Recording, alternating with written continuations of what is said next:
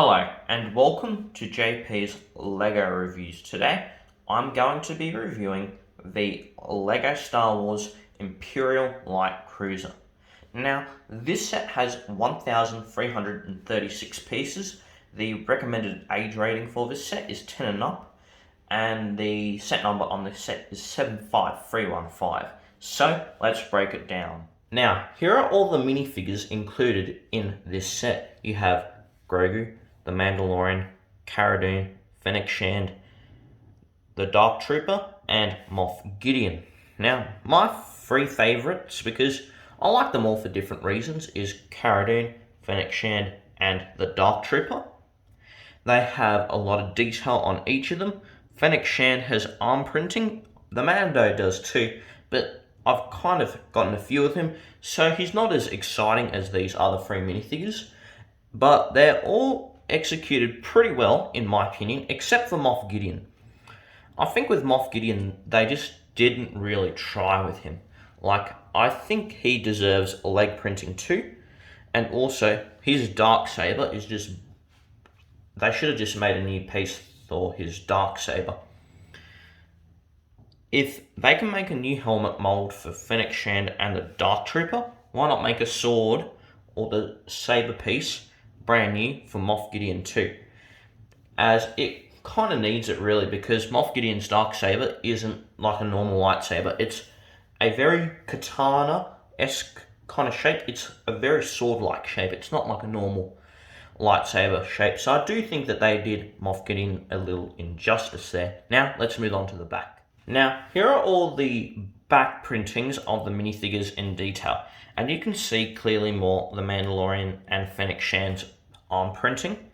And apart from this, there's really not too much to show.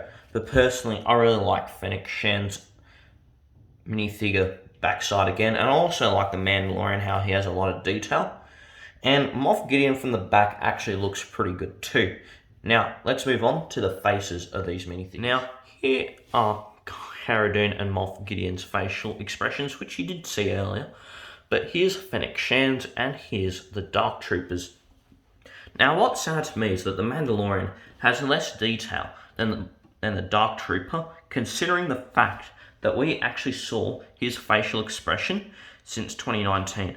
And, okay, I get it for spoilers that they didn't really release a Mandalorian with a facial expression until 2020. They didn't still do that. And you can check out my Razorcrest review up top if you want to see that. And also, they still haven't released him in any Winter 2021 sets. And even now, Summer 2021, and even in Winter 2022, which we've seen enough pictures of the Razorcrest microfighter, he still doesn't have a facial expression, and this is just a bad move from LEGO. Now, let's move to the back side, or the second facial expressions of these minifigures. Now, here are the secondary facial expressions of all these minifigures, and I really like the one for Moff Gideon and Fennec Shand. Cara Dune looks good too. Now, what surprises me about Fennec Shand is, even though you can't see her, secondary facial expression, maybe through this small lens thing, but I really do appreciate the effort that LEGO has put into her minifigure, unlike the Mandalorian. Now, let's move on to the big set itself. Here is Moff Gideon's light cruiser, and it looks great. Now, I just want to quickly show you what it looks like so you have a better idea of what it looks like. And the first thing you can see is you have some turrets here where you can move up and down. And I really appreciate the detail that they've put on the sides. And in the front, this is actually a play feature. I'll show you that a bit later. And you see the same details. Now, you do have spring-loaded shooters, and they're very easy to use. And you also have this piece here. But what I appreciate about this set is, well, here's also the bridge. But what I appreciate is they actually used TIE fighters as a way of bringing out more detail in a set. And this is very creative for multiple reasons, and I'll go into it a little bit later. Now, also in the back, you have the turbines and more detail in this area. And I'm just going to spin it around back to the original view we had it, because this set from most angles looks really good. Now, let's move on to the play features of this set. The one thing that ruins the look of the Moff Gideon's light cruiser are these spring-loaded shooters. Now, this isn't a free-moving joint. There's different locks in it, so you can lock it into position and just leave it there without it swinging around. Now, all that these do is you press onto these downwards and you'll see a spring-loaded shooter fire. I'm actually going to do it this way so it doesn't hit anything. Well, yeah, it went to the floor. And this is how spring-loaded shooters work.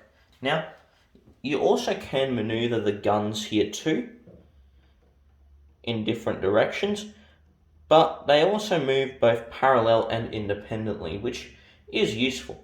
This thing I think slightly moves, but it's not a play feature.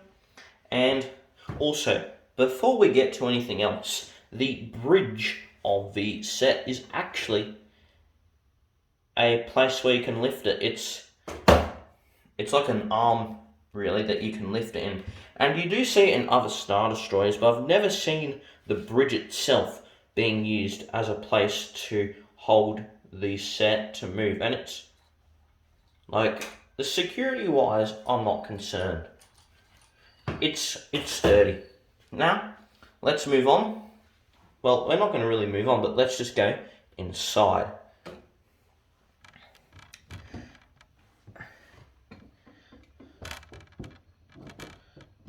Now, here's the inside of the set.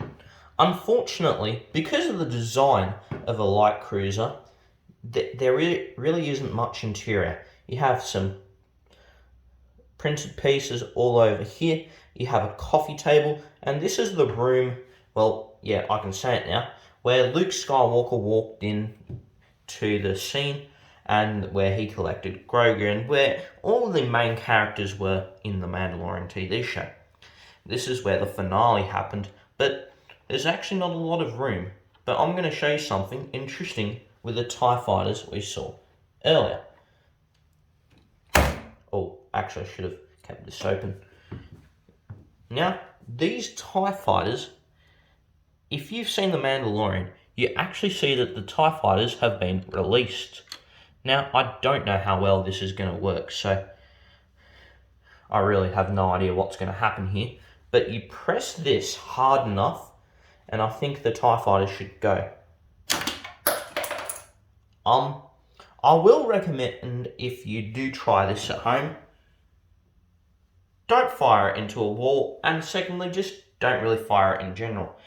Because if it's going to drop onto the ground, these kind of plate pieces are just going to snap off. Now, and like I said, this is realistic to the show, and I do think this is a really cool play feature. And yeah, it works pretty simply, and you can also see what I meant here too. Like, you can see the TIE fighters here ready to be launched. Other than that, that's kind of it for all the play features in the set, which actually isn't that many, considering how big the set is and how expensive it is too. So, let's move on to the instruction manual. Now, here's the instruction manual in this set, and for the most part, it isn't that interesting. But at the end, you see quite a few important things here. Firstly, you have the Skywalker Saga video game, which is, I think, going to release in early 2022. And also, you have all these sets. Now, on your left-hand side is the Mandalorian sets that you see. So you got the Child, and which I've done a review on if you want to check that out. And you also have, like, Trouble on Tatooine, Slave 1, and the Imperial Marauder, I think. And then you have the Summer 2021 sets, like the Mandalorian Forge, which you can also check out if you want to see that review. You have the Bad Batch Shuttle. You have the Ahsoka-verse Duel. There's Darth Maul dual set, and you also have the Mandalorian Starfighter set, which actually is a Clone Wars set, not a Mandalorian set. But anyway, let's move on to my final thoughts on this set. What are my thoughts about this?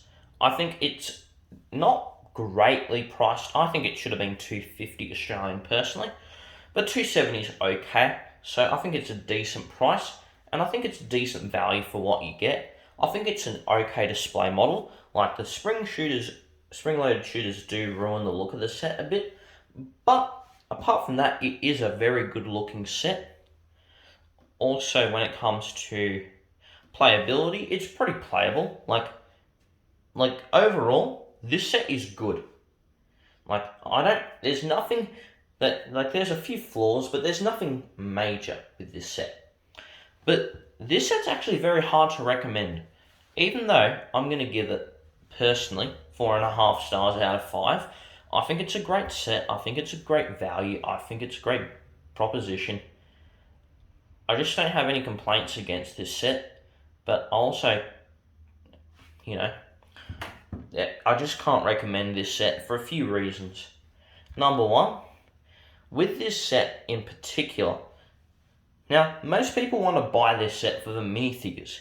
I'd strongly suggest avoiding it. The reason why is because with Fennec Shand and the Dark Troopers specifically, they're going to come out in far cheaper sets, especially the Dark Trooper. But also with Fennec Shand, this minifigure is also going to come in a Jabba's Palace, but the Boba Fett, coming out sometime later this year. And also with the other characters, they're not really worth buying just for this set either. Even Moff Gideon, I do think he's going to come in a cheaper set. But if you like the set for the build, and you also want the minifigures, then I do recommend buying it. As also, just an overall package, it's just pretty good overall. Like, apart from that big warning about the minifigures, because I know that a lot of people will purchase this set or do want to, just because of the minifigures, and I do recommend avoiding that for obvious reasons. But if that isn't you, then this set is an easy recommend. Now, if you enjoyed this review, then please smash the like button. If you want to see more content just like this, then please subscribe. I hope you all have a great day, and yeah, keep building.